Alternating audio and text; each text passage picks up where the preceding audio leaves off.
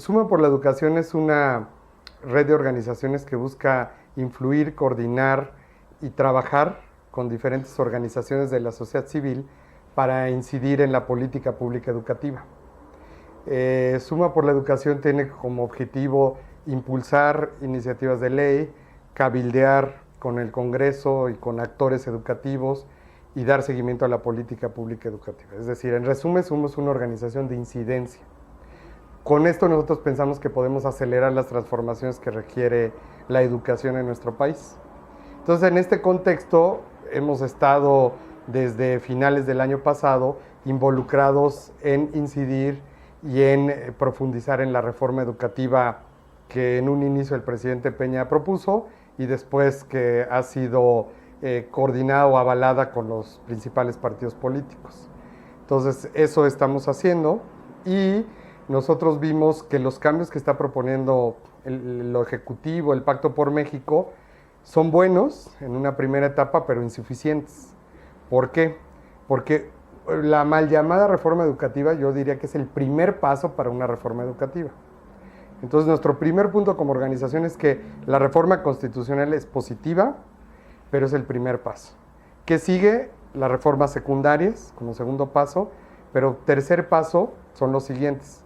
La reforma a las normales, ¿qué le estamos enseñando a nuestros maestros y cómo? La reforma al gasto educativo, cómo se distribuye el gasto educativo, que es uno de los grandes pendientes. Y la otra reforma es la reforma a la currícula o al contenido.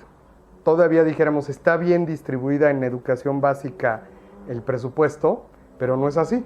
Sabemos que el presupuesto, ¿no?, en un 83% se queda en salarios de maestros y en gasto administrativo. Y en un 93% se queda en todo el gasto corriente, que es administración, no cuestiones pedagógicas, ¿no?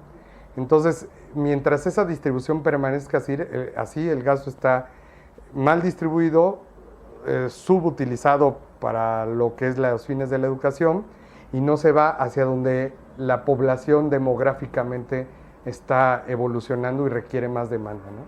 Ese es uno de los primeros datos que nos arroja esta investigación del gasto educativo. Es un mito que necesitemos solamente más recursos. Aún subiendo al doble, si ahorita tuviéramos una reforma hacendaria milagrosa y le pudiéramos dar a la educación el 12%, la calidad educativa no mejoraría. Porque el problema no es elevar los recursos, sino es distribuirlos mejor.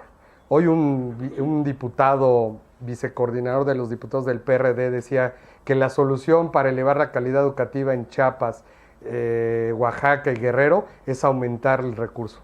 Nosotros discrepamos de eso y nosotros pensamos que primero es distribuirlo mejor, crear transparencia, elevar la calidad educativa y premiar a aquellos estados que van teniendo, aunque sean mínimos, pero teniendo avances constantes, y después sí, aumentar a aquellos estados que demuestren avances el recurso educativo.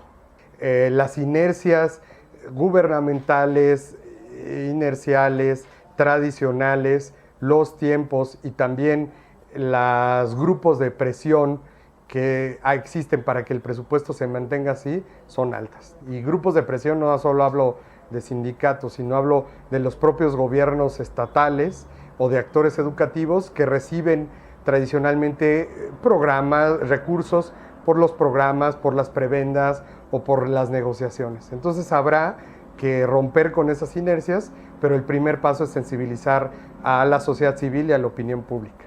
Cada partido político tiene no solamente los intereses, sino tiene sus temores.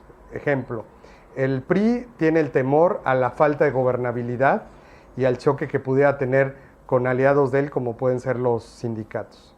El PRD se debate internamente entre las posiciones más extremistas y anárquicas que no quieren cambios educativos y las posiciones más modernas que tienen algunos senadores especialmente para hacer los cambios.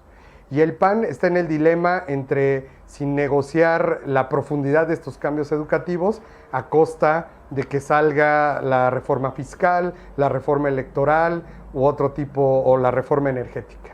Entonces cada partido tiene sus intereses, sus temores y sus miedos, y esto pues puede hacer que la reforma educativa esté en riesgo, y ya no digamos la reforma al gasto público, a las normales, a todas otras, sino también el grave riesgo que pueden tener estas reformas secundarias.